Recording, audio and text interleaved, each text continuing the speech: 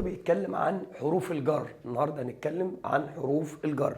حروف الجر للاسف الوحده دي فيها جزء حفظ شويه، ان في افعال لازم تاخد تو المصدر، وفي افعال تاخد اي ان جي، وفي افعال عايزه بعديها تو واي ان جي، ودي اللي مهمه جدا.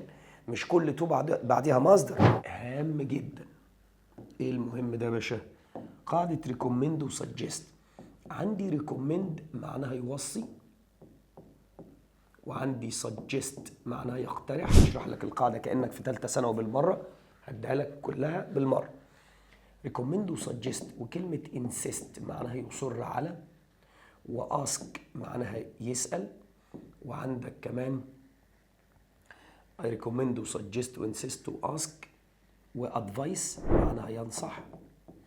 واي تعبير يتكتب، اي تعبير ماله بقى؟ يعني انه من